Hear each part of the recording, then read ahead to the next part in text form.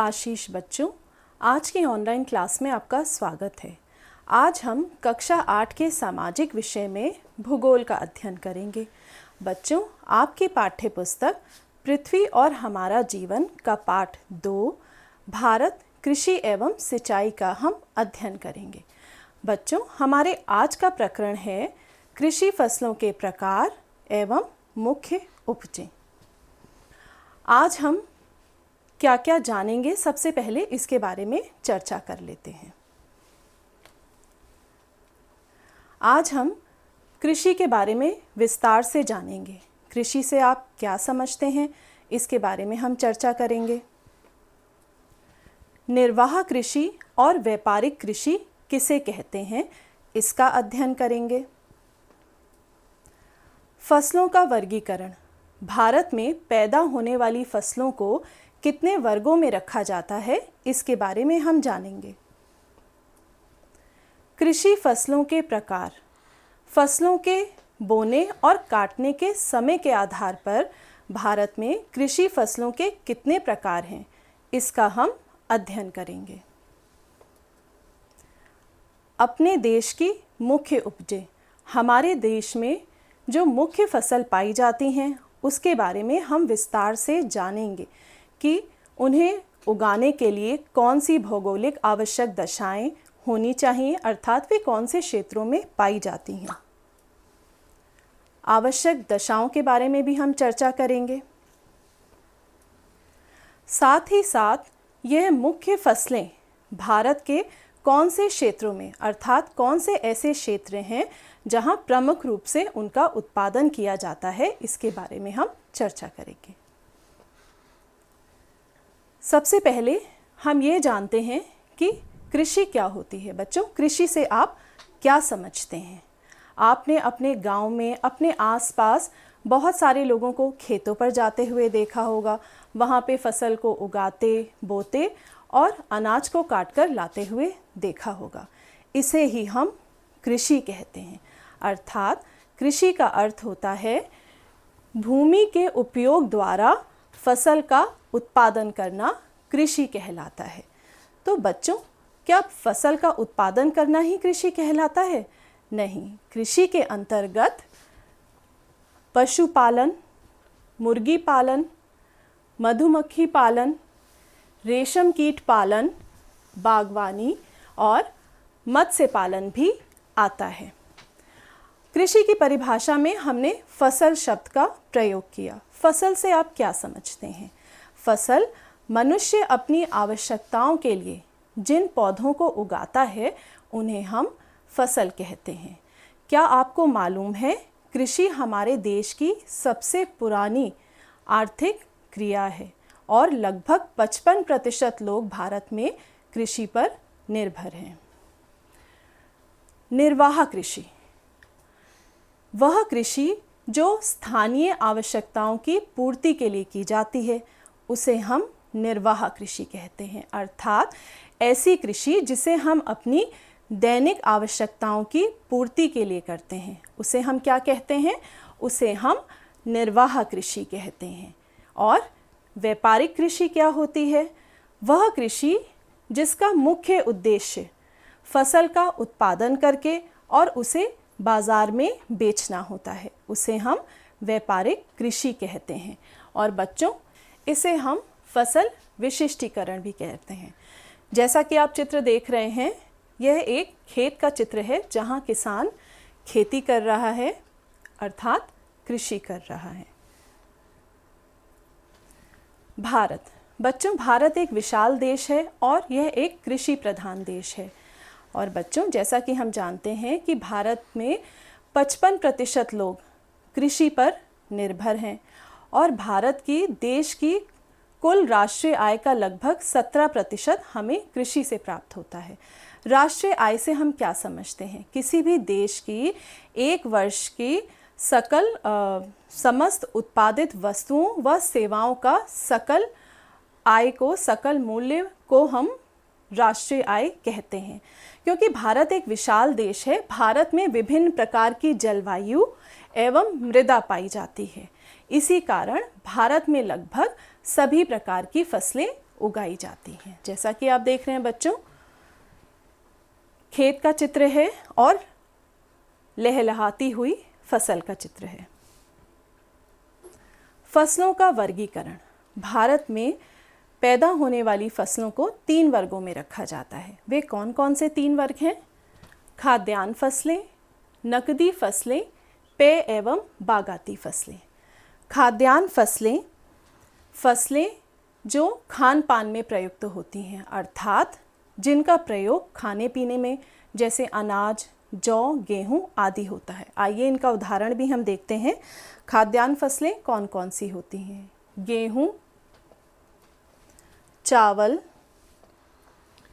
जौ, चना, मटर, दालें, ज्वार एवं बाजरा, ये सभी खाद्यान्न फसलें हैं। नकदी फसलें, वे फसलें जिनका उत्पादन दूसरों के उपयोग के लिए किया जाता है, अर्थात फसल को बेचने के लिए किया जाता है और जिससे किसान को नकद आय प्राप्त होती है, उसे हम नकदी फसलें कहते हैं। नकदी फसलें कौन कौन सी होती हैं बच्चों? गन्ना, कपास, तिलहन, तंबाकू और जूट, ये सभी नकदी फसलें होती हैं। इनसे हमें नकद आय की प्राप्ति होती है। पेय एवं बागाती फसलें, ये वे फसलें होती हैं जिनकी कृषि बड़े बड़े बागानों में की जाती है। चाय, कहवा, रबड़, गरम मसाले, ये सभी बागाती फसलें हैं जिनकी कृषि बड़े बागानों में की जाती है। एक बार फिर से दोहरा लेते हैं, फसलों को कितने वर्गों में रखा गया है? 3 वर्गों में रखा गया है। खाद्यान्न फसलें, नकदी फसलें और पेय एवं बागाती फसलें। कृषि फसलों के प्रकार। बच्चों, जैसा कि आपने अपने गांव में देखा होगा, लोग अलग अलग समय पर अलग फसल बोते हैं और अलग अलग समय पर विभिन्न फसलों को काटते हैं। इसी आधार पर, अर्थात फसल के बोने और काटने के समय के आधार पर कृषि फसलों के 3 प्रकार होते हैं। कौन कौन से 3 प्रकार होते हैं? आइए जानते हैं। रबी की फसल, खरीफ की फसल और जायद की फसल। अर्थात फसल के बोने और काटने के आधार पर कितने फसल के प्रकार हैं? 3। रबी की फसल, खरीफ की फसल और जायद की फसल। अब इन फसलों को हम विस्तार से जानेंगे। सबसे पहले रबी की फसलें। रबी की फसल को उगाने का समय जाड़े के प्रारंभ में हम रबी की फसल को बोते हैं और गर्मी के प्रारंभ से पहले हम इसे काट लेते हैं। इसके उदाहरण कौन कौन से होते हैं? आइए चित्र के द्वारा समझते हैं। गेहूं, चना, जौ, मटर, सरसों, अलसी आदि, यह सब रबी की फसलें हैं। ये किसके उदाहरण हैं? रबी की फसलों के। गेहूं, सरसों, जौ, मटर, चना, अलसी, ये सभी रबी की फसलें हैं जिन्हें जाड़े के प्रारंभ में बोया जाता है और गर्मी के प्रारंभ होने से पहले उन्हें काट लिया जाता है। खरीफ की फसलें। खरीफ की फसलों को बोने का समय कौन सा है? वर्षा ऋतु के प्रारंभ में हम खरीफ की फसलें बोते हैं और शीत ऋतु के प्रारंभ में हम खरीफ की फसलों को काटते हैं। इनके उदाहरण कौन से हैं? आइए चित्र के द्वारा समझते हैं। धान, मक्का, ज्वार, मूंग, जूट, मूंगफली, ये सभी खरीफ की मुख्य फसलें हैं। जायद की फसलें। जायद की फसलें वे फसलें होती हैं जिन्हें हम मार्च अप्रैल के समय बोते हैं और उपज तैयार हो जाने पर हम उन्हें प्राप्त कर लेते हैं। उनकी मुख्य उपजें कौन कौन सी हैं? तरबूज, खरबूज, ककड़ी, सब्जियां आदि। चित्र के द्वारा समझते हैं। यह चित्र जो आप देख रहे हैं बच्चों, यह जायद की फसलों का है। एक कोलाज के द्वारा भी समझते हैं। टमाटर, गाजर, पालक, खीरा, खरबूज, तरबूज, ये सभी जायद की फसल है। आइए बच्चों, अब हम भारत की कुछ मुख्य फसलों के बारे में विस्तार से जानते हैं। चावल, जैसा कि आप जानते हैं, ये भारत की मुख्य उपज है और इसके लिए कौन सी आवश्यक दशाएं हैं, आइए इसके बारे में जानते हैं। चावल की खेती के लिए हमें अधिक गर्मी अर्थात ऊंचे तापमान की आवश्यकता होती है। अधिक पानी। चावल एक अर्धजलीय पौधा है। आपने देखा होगा, जैसा कि आप चित्र में देख रहे हैं बच्चों, चावल की खेती जहाँ हो रही है वहाँ खेत में पानी है, अर्थात यह एक अर्धजलीय पौधा है जिसे उगने के लिए, जिसकी खेती के लिए पानी की ज़्यादा आवश्यकता होती है और उपजाऊ चिकनी मिट्टी इसकी खेती के लिए उत्तम है। अगर चावल के बारे में बच्चों हम बात करते हैं तो लगभग 7,500 वर्षों पहले से भारत में चावल उगाया जा रहा है और विश्व में लगभग 22% चावल का उत्पादन भारत में होता है और भारत विश्व का 22% चावल उत्पादन करने के साथ साथ दूसरे स्थान पर है, अर्थात भारत दूसरा ऐसा देश है जहां चावल का उत्पादन सबसे ज़्यादा होता है। चावल के प्रमुख उत्पादक क्षेत्र। बच्चों, भारत के मानचित्र के द्वारा सबसे पहले हम भारत के चावल के उत्पादक क्षेत्रों के बारे में जानते हैं। मानचित्र पर आप देख सकते हैं बच्चों, हरे रंग से चिन्हित जो क्षेत्र हैं ये चावल के प्रमुख उत्पादक क्षेत्र हैं जहां चावल का अधिकतम उत्पादन होता है। और ये काले रंग की रेखा जो आप मानचित्र पर देख रहे हैं, इसके आसपास के क्षेत्र जो हैं ये चावल के गौण क्षेत्र हैं। तो हम एक बार वापस से दोहराते हैं, चावल के कौन कौन से ऐसे प्रदेश हैं जो प्रमुख उत्पादक प्रदेश हैं? पश्चिम बंगाल, उत्तर प्रदेश, आंध्र प्रदेश, असम, बिहार, झारखंड, ओडिशा, तमिलनाडु, हिमाचल प्रदेश, मेघालय, केरल, त्रिपुरा, मणिपुर, महाराष्ट्र, मध्य प्रदेश, कर्नाटक, छत्तीसगढ़ और पंजाब, ये चावल के प्रमुख उत्पादक क्षेत्र हैं। आइए अब हम गेहूं के बारे में जानते हैं। बच्चों, गेहूं प्रमुख खाद्यान्न है और जैसे कि उत्तर भारत, मध्य भारत और पश्चिम भारतीयों के लोगों के भोजन का मुख्य अंग है। गेहूं की खेती के लिए कौन सी आवश्यक दशाएं हैं बच्चों? गेहूं की खेती के लिए हमें दोमट मिट्टी की आवश्यकता होती है, सामान्य वर्षा की आवश्यकता होती है और ऐसे क्षेत्र जहां वर्षा कम होती है वहां सिंचाई की आवश्यकता होती है, अर्थात सिंचाई के साधनों के द्वारा हम गेहूं की खेती कर सकते हैं। जैसे इंदिरा गांधी नहर परियोजना के द्वारा पश्चिमी राजस्थान में गेहूं की खेती की जा रही है। पकते समय गर्मी चाहिए, अर्थात जब गेहूं की फसल पकती है तो उस समय ग्रीष्म ऋतु होनी चाहिए। विश्व के गेहूं उत्पादक देशों में भारत चीन के बाद दूसरे स्थान पर है।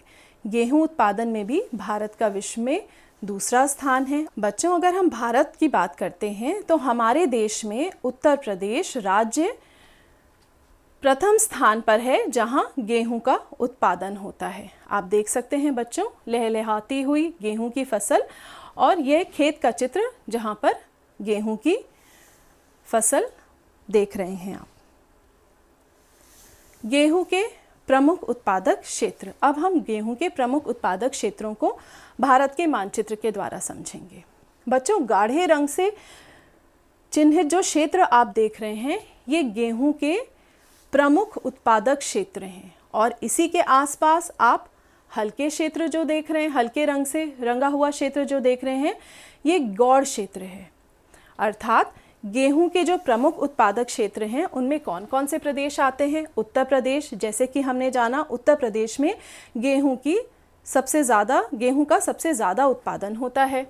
पंजाब, मध्य प्रदेश, हरियाणा, राजस्थान और महाराष्ट्र, ये सभी गेहूं के प्रमुख उत्पादक क्षेत्र हैं बच्चों। दालें, बच्चों जैसा कि आपने विज्ञान में भी जाना होगा, विज्ञान में भी पढ़ा होगा कि दालों में पोषक तत्व होते हैं और वे प्रोटीन का स्रोत होते हैं, अर्थात वे हमारे भोजन का मुख्य अंग हैं। तो हम दालों के प्रमुख उत्पादक क्षेत्र एवं दशाओं के बारे में भी चर्चा करते हैं। दालों की खेती के लिए प्रत्येक प्रकार की मिट्टी में दालें उगती हैं, अर्थात प्रत्येक प्रकार की मिट्टी में दालों को उगाया जा सकता है। सामान्य वर्षा की आवश्यकता होती है और गेहूं और चावल की अपेक्षा कम मेहनत की आवश्यकता होती है। अन्य फसलों के लिए मिट्टी को अधिक उपजाऊ बनाती हैं। जब हम दालों की खेती करते हैं तो दालों की खेती जो होती है मिट्टी को और फसलों के लिए उपजाऊ बनाती है। दालों के प्रमुख उत्पादक क्षेत्र कौन कौन से हैं? वे कौन से प्रदेश हैं जहां दालों का अधिकतम उत्पादन होता है? वे हैं मध्य प्रदेश, राजस्थान, महाराष्ट्र, कर्नाटक, उत्तर प्रदेश और आंध्र प्रदेश। अब ये चित्र जो आप स्लाइड में देख रहे हैं बच्चों, ये कौन सी दाल है? बिल्कुल सही बताया, यह चने की दाल है। और ये दूसरा चित्र कौन सी दाल का है बच्चों? बहुत बढ़िया, यह मूंग की दाल का चित्र है। बच्चों गन्ना, जैसे कि बच्चों गन्ना आपने खाया भी होगा और गन्ने की फसल देखी भी होगी। ये जो चित्र आप देख रहे हैं बच्चों, ये गन्ने की फसल का चित्र है। गन्ना नकदी फसल होती है, अर्थात वह फसल जो किसी उद्योग में कच्चे माल के रूप में इस्तेमाल की जाती है। जैसा कि आप जानते हैं गन्ने से हमें क्या क्या मिलता है? गन्ने से हमें चीनी मिलती है और गुड़ भी मिलता है। और गन्ने को उगाने के लिए कौन सी आवश्यक भौगोलिक दशाएं हैं? गन्ने की खेती के लिए उपजाऊ मिट्टी होनी चाहिए, गर्म और नम जलवायु होनी चाहिए। गर्म जलवायु से क्या हम समझते हैं? वहाँ उस क्षेत्र का ऊंचा तापमान होना चाहिए और जलवायु वहाँ की नम होनी चाहिए। गन्ने के प्रमुख उत्पादक क्षेत्रों को पहले हम भारत के मानचित्र के द्वारा समझते हैं। जैसा कि आप भारत का मानचित्र देख रहे हैं बच्चों, इसमें हरे रंग से चिन्हित जितने भी क्षेत्र हैं, भारत के उत्तर में, मध्य में, गुजरात के कुछ भागों में और दक्षिण भारत में, ये हरे रंग से चिन्हित क्षेत्र जो हैं ये गन्ना उत्पादक क्षेत्र हैं, प्रमुख गन्ना उत्पादक क्षेत्र हैं जहाँ गन्ने की खेती की जाती है। और वे कौन कौन से प्रदेश हैं? उत्तर प्रदेश, महाराष्ट्र, कर्नाटका, तमिलनाडु, पंजाब, हरियाणा, बिहार, झारखंड और गुजरात। चाय एवं कॉफ़ी। फसलों का वर्गीकरण करते समय हमने ये जाना था चाय एवं कॉफ़ी पेय एवं बागाती फसलें हैं, अर्थात कहवा या कॉफ़ी, कॉफ़ी जिसे हम कहवा भी कहते हैं, ये चाय की तरह ही एक पेय पदार्थ है। लेकिन अभी हम चाय के आवश्यक दशाओं के बारे में जानते हैं। चाय की खेती के लिए बच्चों अधिक वर्षा और गर्मी की आवश्यकता होती है। गर्मी अर्थात ऊंचे तापमान की आवश्यकता होती है। पहाड़ी ढाल जिस पर पानी ना रुके अन्यथा जड़ें गल जाती है। चाय की खेती पहाड़ी ढालों पर की जाती है और पहाड़ी ढालों पर आपको पता होगा बच्चों सीढ़ीदार खेती होती है, वहाँ चाय की खेती की जाती है ताकि जब वर्षा हो तो पानी वहाँ पर ना रुके, जिससे फसल की एवं चाय की जड़ें गल ना सकें। प्रमुख उत्पादक क्षेत्र, ऐसे कौन से प्रदेश हैं जहाँ चाय का उत्पादन होता है? असम, पश्चिम बंगाल, मेघालय, अरुणाचल प्रदेश, उत्तराखंड, हिमाचल प्रदेश, तमिलनाडु और केरल के पहाड़ी ढाल पर चाय की खेती होती है, अर्थात ये चाय के प्रमुख उत्पादक क्षेत्र हैं। बच्चों चाय और कॉफ़ी के प्रमुख उत्पादक क्षेत्रों को भी हम भारत के मानचित्र के द्वारा समझेंगे, लेकिन सबसे पहले हम ये चित्र देख रहे हैं जहाँ पे चाय की फसल का चित्र है और आप सब देख रहे हैं कि दो महिलाएं चाय की पत्तियां तोड़ रही हैं और इन्हीं पत्तियों से चाय निर्मित होती है। अब भारत के मानचित्र को अगर हम ध्यान से देखें बच्चों, तो इस मानचित्र पर हमें दो रंग दिखाई पड़ रहे हैं। एक बैगनी रंग है, भारत के उत्तर पूर्वी हिस्से में आप देख रहे हैं ये बैगनी रंग है, और थोड़ा सा बैगनी कलर दक्षिणी भारत के भाग में भी है। बैगनी रंग जो मानचित्र पर चिन्हित है वह चाय को प्रदर्शित कर रहा है, अर्थात ये ऐसे क्षेत्र हैं जहाँ चाय का उत्पादन होता है। प्रमुखता आप देख रहे हैं कि भारत के उत्तर पूर्वी राज्यों में और दक्षिण भारत के कुछ हिस्से में भी चाय के प्रमुख उत्पादक क्षेत्र हैं। अब नीले रंग से, गाढ़े नीले रंग से आप देख रहे हैं बच्चों, दक्षिणी भारत में कॉफ़ी का उत्पादन होता है। कॉफ़ी के प्रमुख उत्पादक क्षेत्र जो हैं दक्षिणी भारत के हिस्से में पाए जाते हैं, जो नीले रंग से चिन्हित हैं। कपास एवं जूट। बच्चों, कपास का प्रयोग कपड़ा बनाने में भी किया जाता है और इसे विभिन्न उद्योगों में भी इस्तेमाल किया जाता है। कपास की खेती के लिए कौन सी आवश्यक दशाओं की ज़रूरत है, आइए पहले इसके बारे में जानते हैं।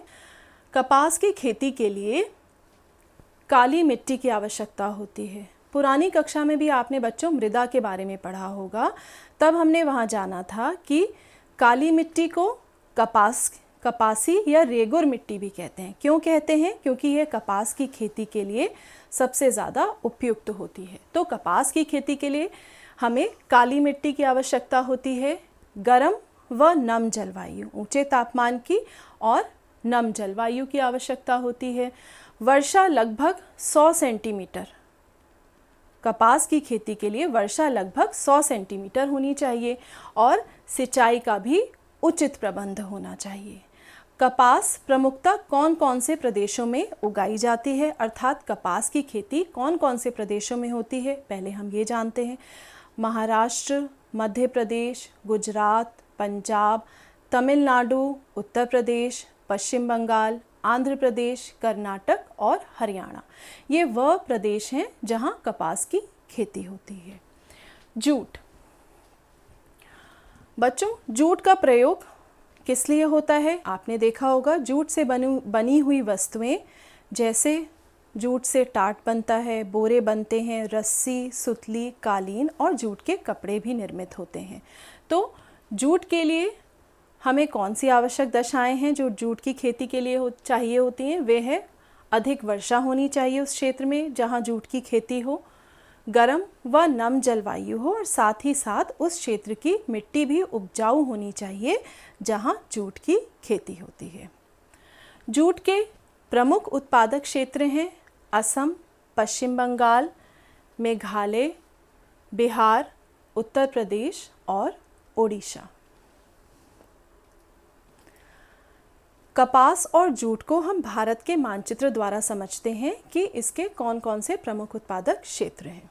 बच्चों, जैसा कि आप देख सकते हैं कि गाढ़े रंग से चिन्हित जूट क्षेत्र हैं। ये जूट के प्रमुख उत्पादक प्रदेशों को, क्षेत्रों को प्रदर्शित करता है।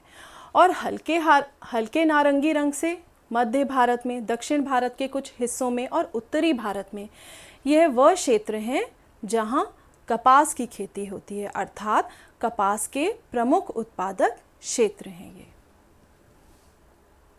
आज हमने जाना, आज के भाग में हमने क्या क्या जाना, आइए एक बार इसे दोहरा लेते हैं। आज हमने जाना कृषि भारत की महत्वपूर्ण आर्थिक क्रिया है और भूमि के उपयोग द्वारा फसल उत्पादन को हम कृषि कहते हैं। केवल फसल उत्पादन ही नहीं बच्चों, कृषि के अंतर्गत पशुपालन, बागवानी, मत्स्य पालन आदि भी आते हैं। देश में पैदा होने वाली फसलों को हमने 3 वर्गों में रखा, अर्थात देश में पैदा होने वाली फसलों को 3 वर्गों में रखा जाता है। वे कौन कौन से वर्ग हैं? खाद्यान्न फसलें जो कि खाने पीने में प्रयुक्त होती हैं, जैसे गेहूँ, जौ, बाजरा, ज्वार आदि। नकदी फसलें जिनका उत्पादन नकद आय प्राप्त करने के लिए होता है, अर्थात उन फसलों को बेचने के लिए तैयार किया जाता है, जैसे गन्ना, कपास, तिलहन आदि। पेय एवं बागाती फसलें, ये वे फसलें होती हैं जिनकी कृषि बड़े बड़े बागानों में की जाती है, जैसे चाय, कहवा आदि। बोने और काटने के समय के आधार पर हम फसल को किस समय बोते हैं और हम फसल को किस समय काटते हैं, उसके आधार पर कृषि फसलों के 3 प्रकार होते हैं। वे कौन कौन से 3 प्रकार हैं? रबी की फसल। रबी की फसल हम कब बोते हैं? जाड़े के प्रारंभ में रबी की फसल को बोते हैं और ग्रीष्म ऋतु के प्रारंभ में रबी की फसल को काट लेते हैं। इसके मुख्य उदाहरण कौन कौन से थे बच्चों?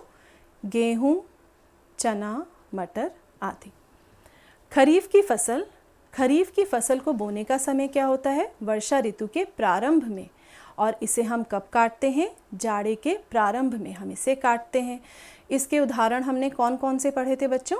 खरीफ की फसलों में आता है जूट, मूंगफली, धान आदि। जायद की फसल, जायद की फसल हम मार्च अप्रैल में बोते हैं और उपज तैयार होने पर हम उन्हें प्राप्त कर लेते हैं, जैसे तरबूज, खरबूज, सब्जियां आदि।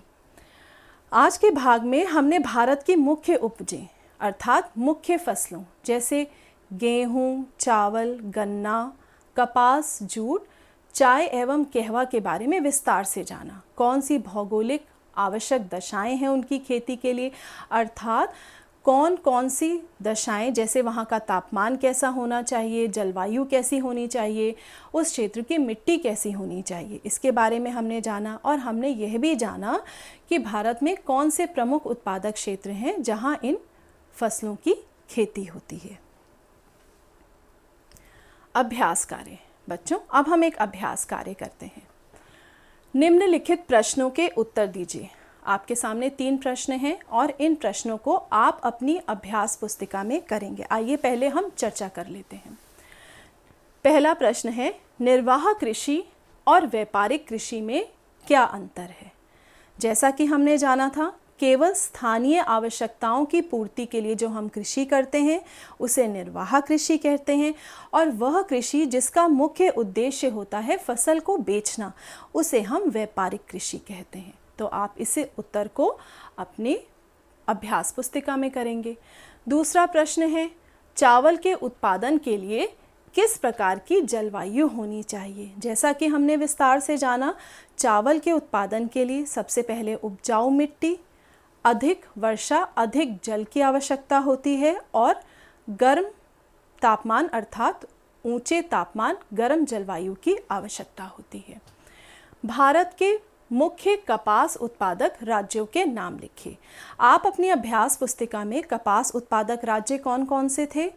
मध्य प्रदेश, महाराष्ट्र, गुजरात, उत्तर प्रदेश आदि। इन सभी नामों को जहाँ जहाँ पे कपास का उत्पादन होता है उन्हें अपनी अभ्यास पुस्तिका में लिखेंगे। साथ ही साथ आप भारत का मानचित्र भी बनाएंगे जिसमें उन प्रमुख उत्पादक क्षेत्रों को आप चिन्हित करेंगे। आइए एक और अभ्यास करते हैं। निम्नलिखित के सही जोड़े बनाइए। एक तरफ फसल और उसको बोने का समय है, दूसरी तरफ उससे कौन सी मुख्य उपज हमें मिल रही है, हमें सही मिलान करना है, सही जोड़े बनाना है। रबी की फसल, रबी की फसल कौन सी है बच्चों? रबी की फसल गेहूं है। खरीफ की फसल क्या खरबूज या चावल? खरीफ की फसल कौन सी है? खरीफ की फसल चावल है। बहुत बढ़िया। जायद की फसल कौन सी है बच्चों?